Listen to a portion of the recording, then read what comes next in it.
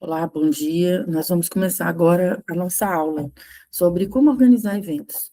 Essa aula é focada em profissionais e empreendedores que querem organizar eventos em seus restaurantes, cafeterias e similares. Então, aqui a gente vai falar um pouco sobre essa jornada. Meu nome é Luciana Félix. Eu sou proprietária da empresa chamada Casa Rara. E eu estou aqui com vocês hoje para poder transferir um pouco, trocar um pouco, né, o conhecimento que eu tenho nessa área. Eu já trabalho nessa área há mais de 25 anos, então a gente vai conversar um pouquinho sobre isso, é uma aula. Então a gente vai logo colocar o material didático aqui e o link do material didático vai estar embaixo desse vídeo para que você também consiga baixar, enfim, tá bom? Vamos lá.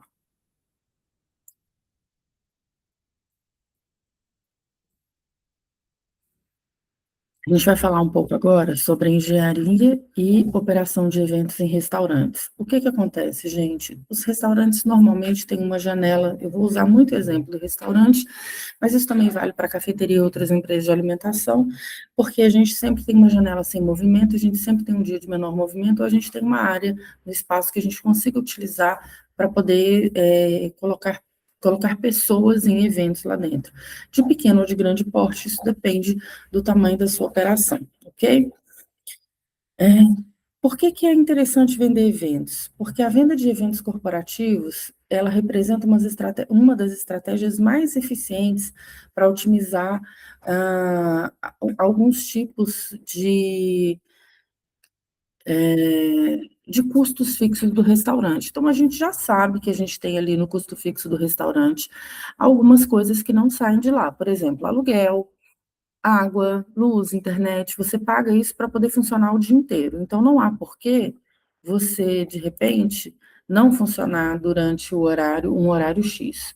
Vou dar um exemplo aqui de um restaurante self-service que fecha todos os dias às 16 horas. Ele abre para o cliente às 11 horas, fica com o buffet até 3 horas da tarde e depois ele se organiza para os funcionários irem embora, 16 horas não tem ninguém. O que que acontece? A gente tem aluguel, a gente tem luz, a gente tem todos os custos fixos funcionando para rodar 24 horas, e aí tudo bem não rodar 24, mas a gente tem um turno inteiro ocioso. E aí entra essa questão dos eventos, ok?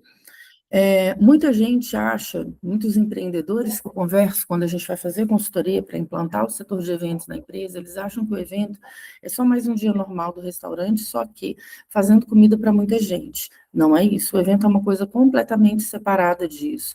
Ele é uma operação que não necessariamente funciona desse jeito, mas é para ser uma operação programada, padronizada, num ambiente totalmente controlado.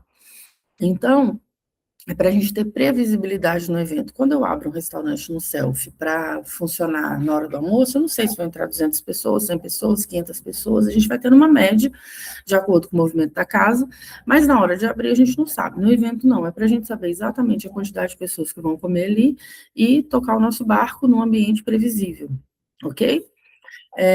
E aí eu tenho o seguinte, quando eu tenho atendimento convencional, eu tenho uma demanda que é, por isso, imprevisível, uma alta variação de itens, porque cada pessoa gosta mais de uma coisa do que da outra, e eu tenho um self, por exemplo, que eu tenho que oferecer muita coisa, eu tenho um elevado risco de desperdício, que aí a gente só vai levando isso no self de uma forma que seja sustentável quando a gente começa a ter um histórico de movimento. Antes disso, quando a gente abre um self pela primeira vez, a gente já sabe que vai ter desperdício de alimento, e uma necessidade de equipe dimensionada para os picos. Então, quando eu abro no atendimento convencional, algumas coisas são uma incógnita, né? Quando eu abro com evento, não, eu tenho uma demanda que é 100%, desculpa, uma demanda que tem que ser 100% contratada. Eu tenho um menu pré-definido, ele tem que estar unificado, tem que estar saindo padrão da cozinha, e eu tenho uma compra exata com base em ficha técnica e uma equipe dimensionada sob medida. Então, se eu tenho, por exemplo, um evento para 60 pessoas, eu sei exatamente a quantidade de garçom que eu tenho que ter, de cozinheiro, de auxiliar de cozinha, qual a matéria-prima que eu vou comprar, então, um ambiente mais controlado, ok? Aqui é justamente esse exemplo do restaurante self-service com fechamento às 15 horas, que a gente tem aí todo um horário noturno para poder conseguir trabalhar, né? E eu tenho, por exemplo, num caso como esse, eu tenho um restaurante que pode ser vendido com exclusividade a partir das 16 horas. Então, o layout do buffet pode ser todo reconfigurado ali, Muitas vezes os balcões, se forem balcões de vidro aquecedor, né? Eles são completamente móveis. Se for um balcão com água embaixo, ele não é tão móvel assim, aquele balcão banho-maria com água. Mas se for, por exemplo, um balcão de Richow, também costuma ser completamente remodelável no salão. Então, eu consigo fazer uma estação de buffet ali do jeito que eu quiser montar, de acordo com a necessidade do meu cliente. Quando a gente está funcionando assim, quando a gente está funcionando com um buffet, por exemplo, no segundo turno, ou quando a gente tem uma cafeteria que fecha num dia da semana, e nesse dia eu trabalho exclusivamente com buffet, eu já tenho mesas e cadeiras dispostas, não tenho necessidade de alugar, eu já tenho a climatização da minha empresa pronta, do mesmo jeito que eu trabalho para o meu cliente, eu posso trabalhar para o evento. E eu tenho toda a estrutura de produção que eu já conheço. Então, nada ali para mim é inédito, tudo acaba que é fácil de fazer de acordo com o cardápio que eu vendi para o meu cliente. Então, eu posso, por exemplo, fazer mini casamentos e aniversários. E aí, o que acontece? Isso tudo tem que ser no contraturno ou no turno que eu tenho menor movimento no meu restaurante. Então, eu posso fazer, por exemplo, um mini casamento e um aniversário noturno, né? Puxando mais para o final de semana. E aí, nessas noites, então, geralmente, a operação comum, quando a pessoa quer fazer um casamento, ou quando ela quer fazer um aniversário, todos os locais normais onde funcionaria um aniversário já estão lotados de pessoas que não são de evento, ou, enfim, muitas vezes já estão, se forem locais de evento, já estão reservados com uma antecedência muito grande. Quando você tem esse espaço no seu restaurante em tempo ocioso, você consegue puxar esse evento sem grandes problemas. Então, eu consigo eliminar, por exemplo, o formato do selfie tradicional, que é um selfie de quilo, e colocar um sistema de buffet. Eu consigo eliminar completamente o sistema de selfie e colocar um sistema completamente à la carte. Então, eu consigo mudar de acordo com aquilo que a minha operação me dá de opção. Eu acho que tem que tomar muito cuidado com uma coisa que é não vender aquilo que a sua operação não consegue fazer. Por exemplo, às vezes eu vejo eventos muito grandes sendo feitos com, por exemplo, menu de comida de boteco. E a empresa não tem fritadeira, ela não tem pastrua, ela não tem lâmpada aquecedora suficiente para mandar isso lá para frente quente. Então, ela está acostumada a trabalhar, por exemplo, com buffet de selfie, onde ela faz a fritura de tudo isso, coloca no buffet aquecido e isso fica lá durante 2, 3 horas. Quando eu trabalho com serviço à la carte, num evento, por exemplo, de comida de boteco, eu preciso tomar muito cuidado quando eu faço isso, porque esse produto precisa chegar quentinho no à la carte, na hora que o garçom for servir para o cliente. E, às vezes, a pessoa que vende o evento, ela não entende o que a cozinha consegue ou não consegue fazer. Por isso, é muito importante a pessoa do comercial da casa, que vende os eventos, que capta os clientes, ter uma afinidade bem grande com o pessoal da cozinha, para que a gente consiga vender no seu restaurante ou na sua cafeteria aquilo que efetivamente você consegue entregar. Porque quando eu faço um evento e dá tudo certo, fiz um evento para 100 pessoas, deu tudo certo, todo mundo comeu direito, comida estava na temperatura, a bebida estava na temperatura, o serviço foi bom, eu fiz propaganda para 100 pessoas de uma vez só, para elas fazerem o evento delas lá. Mas quando eu faço isso e não dá certo, eu fiz propaganda para 100 pessoas, para elas não fazerem o evento lá. Então, a vida do comercial fica muito mais difícil quando a parte de venda não funciona junto com a produção. É melhor a gente aterrar o pé ali, entender o que a gente consegue fazer, o que a gente não consegue fazer na nossa produção com os nossos equipamentos e vender efetivamente aquilo que a gente consegue fazer. Porque você não vive de um evento, você vive de eventos recorrentes. E se você vive de eventos recorrentes, as pessoas vão acabar conhecendo seu estabelecimento e dizendo no boca a boca se aquele estabelecimento tem um evento bom ou se não tem um evento bom, tá? E aí eu também consigo trabalhar com essa questão de eventos corporativos. Então, a gente tem muito evento corporativo, tem muita empresa que quer fazer uma reunião, às vezes, e uma reunião que no final da reunião vai ter um café, pão de queijo, salgado, um pequeno brunch, alguma coisa assim mais cedo, ou nesse caso específico, o brunch mais cedo não seria possível, porque você está abrindo às 16, Mas vamos imaginar que você seja uma cafeteria que abre para o cliente às 16. Então, você consegue oferecer brunch para eventos corporativos a partir de 11 horas da manhã, terminando às 3 horas da tarde, porque às 16 horas você abre para o cliente final. Então, é tudo uma questão de você entender quais são os seus horários de pico, quais são os seus horários que você não tem ninguém, e às vezes, por exemplo, você tem uma cafeteria que abre o dia inteiro, mas durante o dia não tem ninguém. Então, se você fizer um evento ali, fechar uma parte com o biombo e deixar 2, 3 mesas para o cliente passante, você já sabe que você não utiliza mais do que 2, 3 mesas para cliente passante durante o turno da manhã. Então, você consegue fazer isso, desde que o evento termine às 16, que é o horário que às 15, que é o horário às 16, sua cafeteria de fato abre para o cliente final.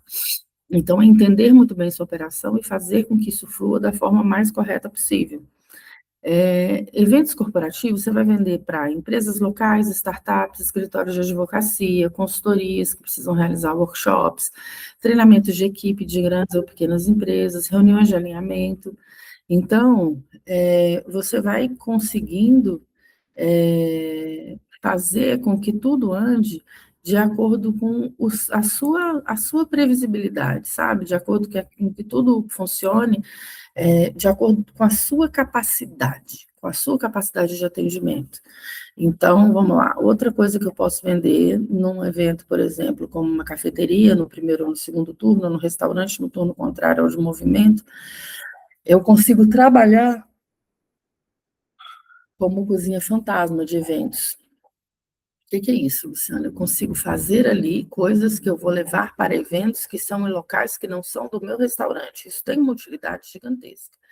Porque às vezes seu restaurante fica num lugar que não é bom para fazer evento. As pessoas não querem fazer evento ali. Por exemplo, um restaurante que fica no centro de uma grande cidade, ele funciona muito bem na hora do almoço, mas das 16 em diante ninguém quer andar no centro, porque via de regra em grandes cidades o centro é um lugar perigoso à noite. Então ninguém vai fazer evento no seu restaurante à noite, num lugar perigoso, cheio de morador de rua, cheio de pessoas que usam drogas, enfim, as pessoas não vão fazer o evento lá. Funciona de dia, e tá tudo bem, porque tem muita gente passando, mas à noite não funciona, tá? O que eu faço com esse lugar? Eu transformo numa dark kitchen.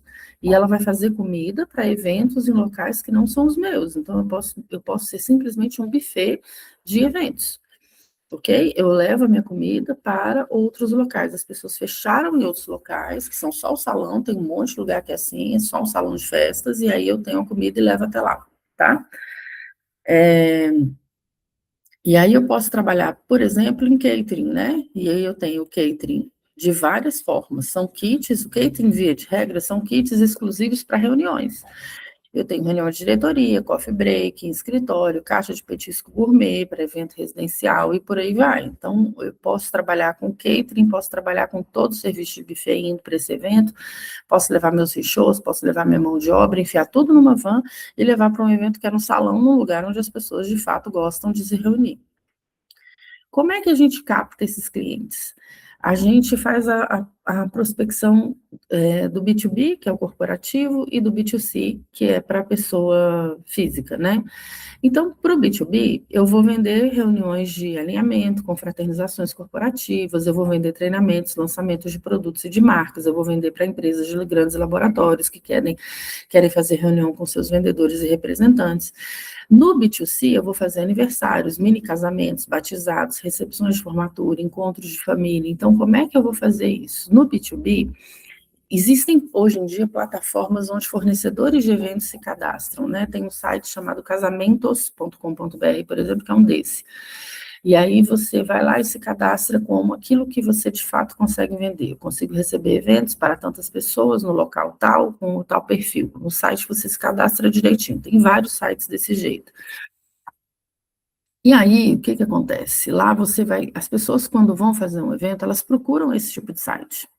E nesse tipo de site, tem um monte de gente que vende buffet, tem um monte de gente que vende buffet com salão, tem um monte de gente que vende fotografia, e assim vai.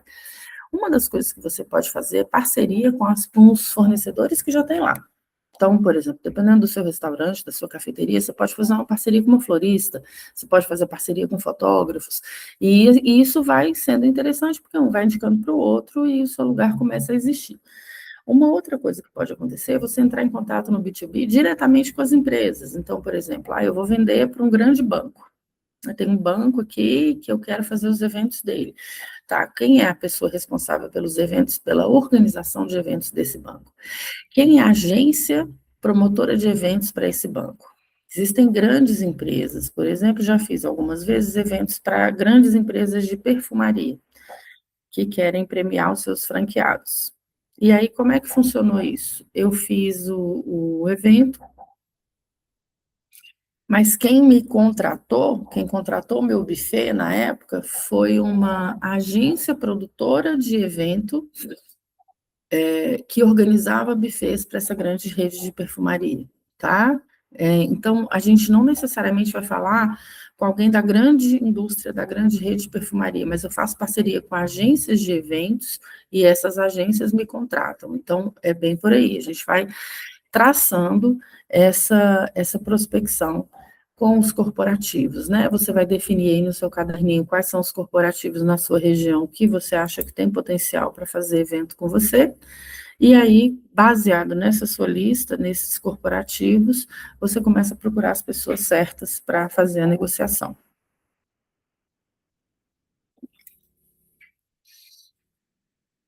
Com relação aos aniversários, mini casamentos, batizados, recepções de formatura, e aí a gente está no evento para pessoa física, você vai procurar pessoas que organizam eventos locais, e cerimonialistas, inclusive, mas você também vai colocar nas mídias sociais mesmo, você vai colocar que você vai tirar foto de eventos que você já fez e você vai colocar na página do seu restaurante ou da sua cafeteria. Vamos supor que você funciona com selfie até 15 horas e a partir das 16 horas você faz casamentos e aí você tem 3 casamentos que você fez em 2026. Você vai pegar as fotos, as melhores fotos que o próprio fotógrafo parceiro do casamento fez e vai colocar no seu site, no seu Instagram. Você vai fazer Google Ads, você vai colocar onde as pessoas, vamos supor, quem vai procurar no Google lá, casamento, onde fazer meu casamento, como é que as pessoas buscam isso? Elas usam os seguintes termos, Luciana, onde fazer meu casamento?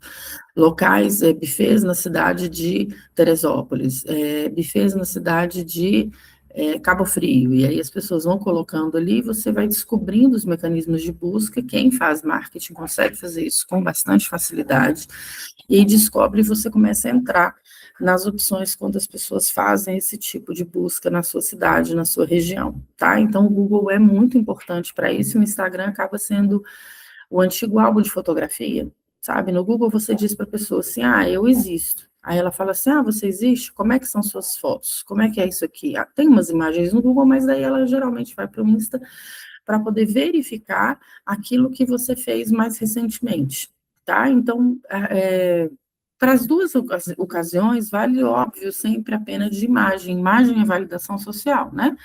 Imagem de eventos que você de fato fez é uma validação social, é uma forma de você dizer que você não é uma fraude, num mundo em que a gente não acredita mais nem que imagem é verdadeira, que imagem não é verdadeira, então é muito, muito legal que você tenha vídeos e imagens de eventos que de fato você fez. Muito cuidado com o uso de inteligência artificial para fazer de conta, fazer uma imagem, fazer um vídeo de um evento que você jamais fez.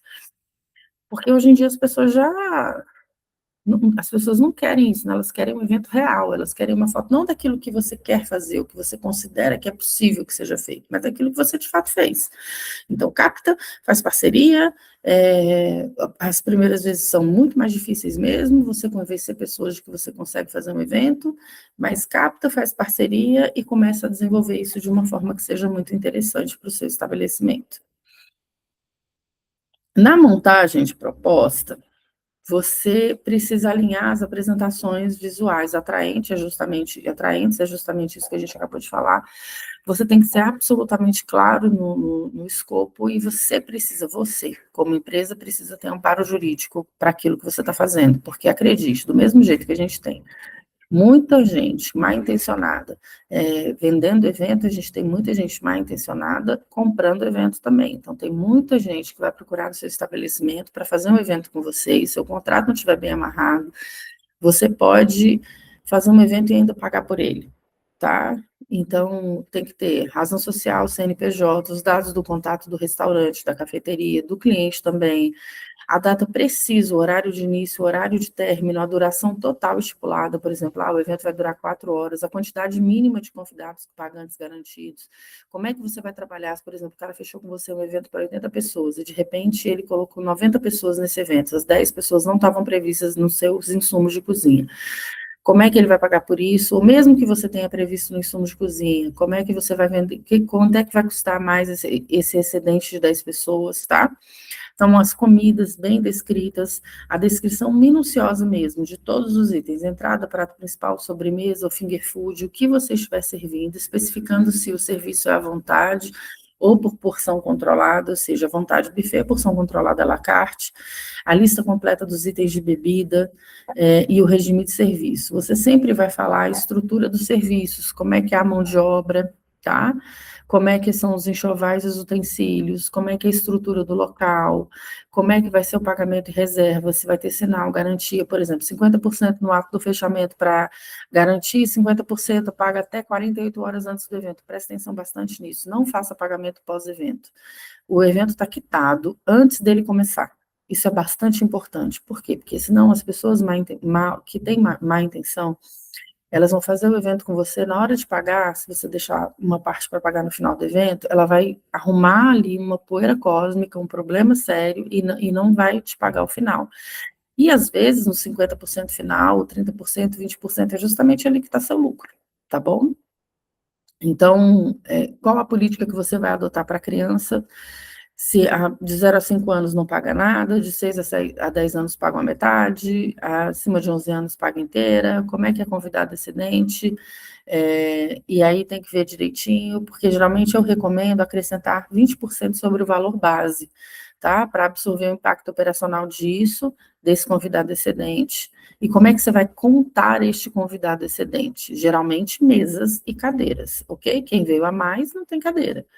E aí, mas você vai ter cadeira lá atrás guardada, mas aí você vai perceber que precisa, porque as pessoas vão começar a pedir para você mesas e cadeiras, e você também pode ter uma pessoa na recepção contando, você pode ter uma pessoa na recepção batendo a lista de convidados, enfim, existem diversas formas da gente contar se ele contratou 80, será que tem 80 mesmo, tá? Isso é bem importante, invista nesse controle, porque faz parte aí da satisfação do seu cliente e faz parte do seu financeiro.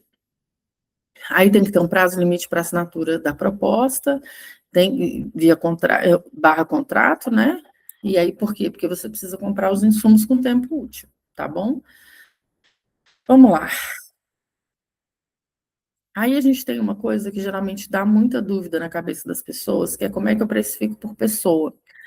Então, como é que eu precifico, por exemplo, o buffet ou o menu fechado por pessoa? É muito mais fácil se você fizer essa precificação por pessoa, chapada, por exemplo, R$ 90 por pessoa, tá? Não divida bebida e comida. Faz uma coisa só, R$ 90 por pessoa, com tal cardápio incluso, com tais bebidas inclusas. E é isso. Aí o seu dever de casa, como organizador do evento, vai ser entender quanto de comida você tem que comprar para poder oferecer o que você vendeu no contrato e quanto de bebida você vai ter que comprar para vender o que você ofereceu no contrato, tá? E aí vai do público, você vai fazer um monte de pergunta, idade das pessoas, duração do evento, perfil, né? Tem públicos que bebem mais, tem públicos que bebem menos, por exemplo. Você vai ter a ficha técnica de tudo aquilo que você vende no seu buffet. Então, vamos supor que você colocou lá no seu buffet uma feijoada. Você tem uma ficha técnica, você sabe quanto que custa para fazer 10 quilos de feijoada. Exatamente, você sabe. Então, o que acontece? Você tem segurança para vender 20 quilos de feijoada pelo valor X, porque você sabe que fazer aquilo ali custa 30% do valor que você vendeu. Tá? Então, é muito importante ter a receita de absolutamente tudo que você vende e ter o preço atualizado de absolutamente todas as bebidas.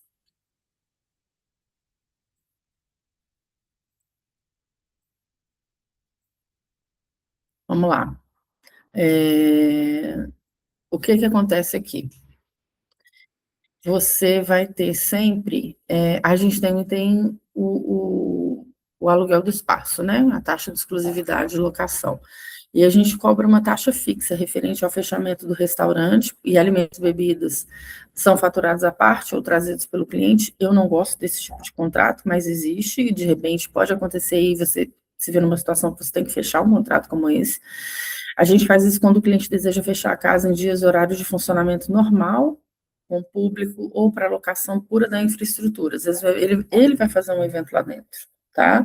Ele quer a bebida, ele vai fechar com você a comida, mas ele quer vender a bebida dele. E aí o valor do aluguel deve cobrir no mínimo a média de faturamento projetado para aquele mesmo dia e horário, mais a margem de oportunidade. Então, assim, se eu fosse vender isso aqui hoje para um outro evento que não fosse desse cara, quanto que eu ia faturar? Tem que ser pelo menos essa média, né? Projetado para aquela mesma coisa, mas assim, a margem de oportunidade eu chamo de taxa da urgência. Quanto aquele cara está realmente interessado no seu estabelecimento e o quanto seu estabelecimento realmente é importante, o único diferenciado para ele poder fazer esse evento. Ele não pode procurar mais 10 restaurantes que vão fazer a mesma coisa para ele por um preço mais barato. A vantagem disso é a garantia de faturamento bruto mínimo, independente do volume de consumo. É bom, tem o seu ponto positivo. Eu não gosto muito, porque às vezes vem um público que destrói o restaurante, enfim, muda as coisas de produção do lugar. Eu não gosto de deixar minha área de produção, minha área que eu tenho matéria-prima, comida pronta, comida a fazer, nas mãos de pessoas que não são da minha equipe, que eu não confio. Entendeu? Isso é uma coisa minha. Então, você também pode fazer o evento assim e deixar uma pessoa sua lá, mas não sei, eu prefiro do outro jeito, eu prefiro quando eu tenho tudo. Eu só deixo terceirizado assim quando eu realmente não tenho nada previsto para o local e vem uma pessoa que tem um bom histórico de contratos. Então, inclusive, eu olho isso, checo isso nos sites de justiça, processos, enfim. Tá bom? Você tem também a opção do consumo mínimo, onde você não cobra a taxa de locação, mas você estabelece uma meta mínima de gasto no cardápio durante o evento. Por exemplo, consumo mínimo de R$ 3.000 para a exclusividade do salão na terça-feira à noite. Então, as pessoas você vai colocar ali um buffet e vai dizer que, ó, eu vendo isso aqui para você. Se você quiser colocar, você coloca as pessoas aqui do jeito que você quiser, mas no mínimo R$ 3.000 eu vou ter com a contratação, com você contratando o meu serviço. E aí, o a mais do que isso, se vierem mais pessoas, por exemplo, o cara vai falar assim, vou trazer até 200 pessoas nesse evento. Aí você fala, beleza, mas no mínimo 3.000 eu tenho que ter garantido, porque eu vou montar um buffet para isso. Fora isso, o que você vender a mais, a gente combina ali na hora do fechamento do caixa, você me entrega X por pessoa. Ok? Isso é bastante comum também. Você tem a sua cozinha, a sua equipe fazendo a parte da produção, e você vai vender por no mínimo X, ali o básico, e o que vier a mais é lucro. Então, geralmente, quando o cara pega seu restaurante, por exemplo, para ele poder fazer uma festa à noite, só que uma festa que é aberta ao público, não é fechada, entendeu? Então, ele não sabe quantas pessoas vão vir nessa festa, mas aí você garante o seu mínimo, tá bom? E tem o formato híbrido, né? Que aí você combina uma taxa de exclusividade ao espaço, você combina um pouco a menos, um valor fixo por pessoa. Então, por exemplo, eventos de maior porte que exigem interrupção da operação regular da casa, e aí eu faço, por exemplo, R$ 800, que é a taxa de reserva do espaço da estrutura, mais 85 por pessoa, que é o menu de comidinhas e open bar de chopp por 3 horas. Eu posso fazer isso também. E essa taxa fixa cobre os custos fixos da operação, como energia, limpeza, desgaste de equipamento, reserva da data, e o valor per capita garante a margem do AIB e a folha da equipe do evento. Então, assim, mas aí você tem que pensar o seguinte, é um evento de grande porte, exige a interrupção da minha cozinha, e eu fiz para você 85 por pessoa. Você acha que você vai colocar 400 pessoas no meu restaurante, e se vierem só 40? Aí a gente vem para aquilo que eu falei antes. Se vierem só 40, você me garante no mínimo X de pagamento, tá? Então tem que pensar um pouco nisso, porque você vai fazer comida e uma vez feita essa comida, ela precisa ser vendida. Então, olha só, quando eu trabalho por pessoa, eu tenho uma aplicação principal de eventos sociais e coffee break. E aí eu tenho um risco operacional bem baixo.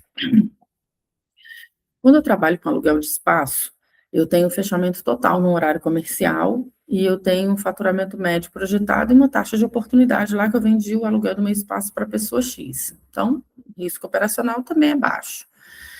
Quando eu faço happy hour e dias de movimento fraco com o parceiro, eu tenho uma meta de gasto mínimo, que a diferença acaba virando uma taxa disso, né? E eu tenho um nível de risco operacional médio. Se eu faço híbrido, com grandes eventos exclusivos, eu tenho uma taxa fixa do espaço, mais o valor per capita de A e B, e aí eu tenho também um risco mínimo, porque eu tenho uma margem máxima de venda, mas eu tenho um risco mínimo, porque dependendo do meu parceiro, eu sei que ele vai encher a casa, então tá tudo tranquilo. E aí, gente, a gente tem que pensar sempre num pilar onde a gente faz, num cenário onde a gente considera sempre aqui o planejamento de cardápio, cardápio e dimensionamento, né? A criação do menu, eu recomendo que você tenha menus fixos para diferentes tipos de evento que você tenha na casa. Que você não crie um menu ali justamente para aquele evento, de uma forma emergencial, de uma forma improvisada e tal. Planeja isso direitinho, cria seu menu, de acordo com fornecedores que você já sabe que não vão te deixar na mão, com serviços e com produtos que você sabe que a sua equipe é capaz de servir, é capaz de fazer com tranquilidade. Não venda aquilo que você não se sente seguro, porque é bastante perigoso isso em evento, tanto do ponto de vista legal, você pode tomar processo por causa disso, quanto do marketing negativo, que pode arrasar seu estabelecimento, tá? Então, o que acontece? Quando é salgado, essas coisas assim, quando é finger food, a gente faz uma conta de 12 a 15 unidades por pessoa num evento de 3 a 4 horas. Quando a bebida não alcoólica, 600 a 800 ml por pessoa, sempre nessa base, tá? Do evento de 3 a 4 horas. Cerveja é 1,5 litro a 2 litros por pessoa. Prato principal, a proteína, as pessoas consomem em torno de 150 a 200 gramas por pessoa, mas aí depende muito do seu público. Se você estiver, por exemplo, vendendo um churrasco, esse cálculo vai ser muito maior, tá? Depende, tudo isso que a gente está conversando depende da idade das pessoas, do local onde vai ser, por exemplo, eu estou fazendo um churrasco na beira do Lago Paranoá, aqui em Brasília tem isso, né? O Lago Paranoá. Estou fazendo um churrasco no clube na beira do Lago Paranoá para pessoas em média de 25 anos. Vai aumentar a cerveja, vai aumentar a carne, tá? Os acompanhamentos geralmente vão em torno de 200 a 250 gramas combinados por pessoa. E as sobremesas em torno de 100 gramas por pessoa. De novo, varia do público. Se eu estou fazendo, por exemplo, um público para um pessoal de uma igreja X que não bebe, que não dança, não faz nada, essas pessoas vão para o evento basicamente para fazer o quê? Comer. Então, essa gramatura também vai aumentar um pouco. É um evento só de mulheres, eu não vou vender tanta coisa frita. É um evento só de homens, eu vou vender mais coisa frita. Então, tudo isso você vai observar que vai variando de acordo com o seu público, ok? E aí eu tenho o fator de correção e a margem de segurança disso, porque na compra e no pré-preparo de insumos, você tem que aplicar uma margem de segurança entre 10% e 15% acima do volume contratado. Por quê?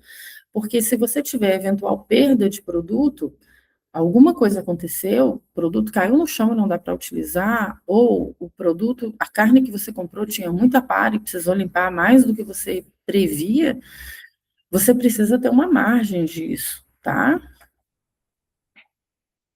E as fichas, tudo que você faz no evento, tudo que você faz no evento, tem que ter uma ficha técnica. E tem que tomar cuidado, porque as pessoas, quando eu falo de ficha técnica, as pessoas pensam que, eu fui lá uma vez, fiz todo o desenvolvimento daquela receita, coloquei quantas gramas vão em cada coisa e tal, e uma vez feito, uma vez feito. Não, ficha técnica morta numa gaveta ou no arquivo do computador é melhor nem ter. Tá? Gastou dinheiro à toa. Ficha técnica é para você fazer a receita daquilo que você efetivamente produz e ela ser seguida por todos os colaboradores, porque senão não adianta nada. Não é ter uma ficha técnica para bater no peito e falar assim, eu fiz a ficha técnica das coisas do meu evento. Não, isso aí não adianta nada, não. Tá? É para fazer aquilo e aquilo ficar de fato operando no estabelecimento. Vamos lá. E aí a gente vai falar aqui, então, agora, do nosso último tópico, que está ficando muito grande a aula, né? Eu vou falando e, enfim, do nosso último tópico, que é a operação perfeita no dia do evento, né? Como é que eu faço isso? Eu tenho que ter um alinhamento presencial com toda a equipe antes da abertura de portas para o evento. Isso é absolutamente negociável, tá? Você precisa ter um tempo anterior. Evento, a gente trabalha muito com mão de obra freelance. Então, como é que funciona essa mão de obra? Eu contrato o cara para ele trabalhar para mim por dia.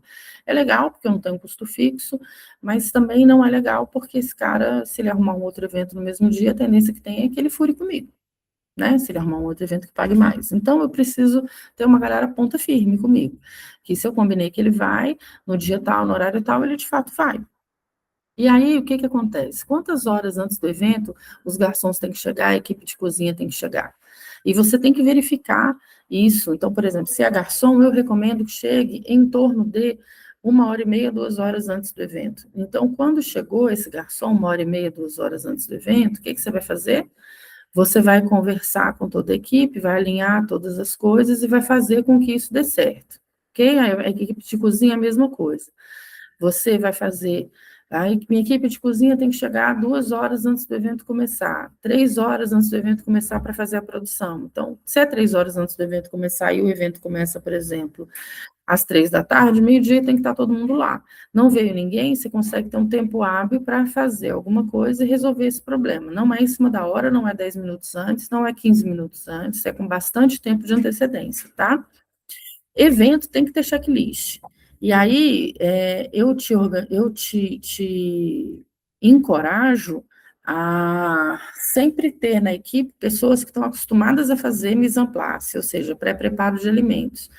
Não pessoas que chegam ali e que, depois de 1 hora que o cara chegou, ele vê que a carne moída está congelada. Depois de 1 hora que o cara chegou, ele vê que o filé de frango não foi temperado. Não, na hora que ele chega, ele tem a lista de tudo que ele vai produzir, passa na área de produção, vê tudo aquilo, se estiver faltando cebola, salsinha, salsa crespa, cebolete, ele já te avisa e já deixa tudo organizado. Então, tenha na sua equipe de cozinha um líder que seja capacitado e habituado, que às vezes capacitado até é, mas não tem hábito, habituado a fazer essa programação de uma forma correta, ok? E aí a gente vai também para a questão das bebidas. O líder do pessoal de atendimento tem que estar habituado a fazer toda essa contagem, verificar se a bebida gelada está gelada, se o chopp está engatado, se está saindo direito na chopeira e por aí vai. Horas antes do evento começar. E você vai fazer um checklist de tudo aquilo que você vai servir no seu evento, tudo aquilo que você vai servir no seu evento, para ver se já está no lugar 2 horas antes do evento começar, tá? Eu recomendo sempre 2 horas para eventos normais, como coffee break, etc e tal, porque se faltou ali, por exemplo, a garrafa de café não tá funcionando, a garrafa de café quebrou por dentro, tá? Dá tempo da gente ir ali, correr e comprar outra garrafa. Agora, quanto mais complexo o evento, maior o seu checklist, maior o seu tempo de antecedência, tá? Então, o evento, resumindo, ele pode ser uma coisa fantástica para o seu estabelecimento ganhar mais dinheiro num contraturno ou num horário que está mais vazio, ou funcionar como uma dark kitchen para eventos terceirizados em outro local. Só que o evento também pode ser a grande armadilha do seu estabelecimento. Então, quem eu indico trabalhar com evento? Pessoas que sejam organizadas, metódicas e que saibam lidar com o imprevisto. Se você não é organizado, se você não é metódico, se você, na hora do imprevisto, sob pressão, ali aconteceu um problema de última hora, sob pressão, você trava, evento não é para você, tá? Evento é para quem gosta de trabalhar sob pressão, para quem sabe se virar no imprevisto e para quem é organizado, para que não fiquem acontecendo esses imprevistos. Quanto melhor é um profissional de evento, menos imprevistos acontecem nos eventos, nas coisas que ele faz. Por quê? Porque ele é organizado, então ele diminui a margem para isso, ok? Então, aqui embaixo eu vou deixar o nosso site. Se você precisar de ajuda para isso, no nosso site tem meu telefone pessoal. Qualquer coisa, estou à disposição. E eu desejo que você faça os eventos do seu restaurante da melhor forma possível. Que você ganhe bastante dinheiro com isso. Porque no mercado, onde todo mundo improvisa, se você trabalha de forma organizada, esse já é um grande diferencial. Bom trabalho.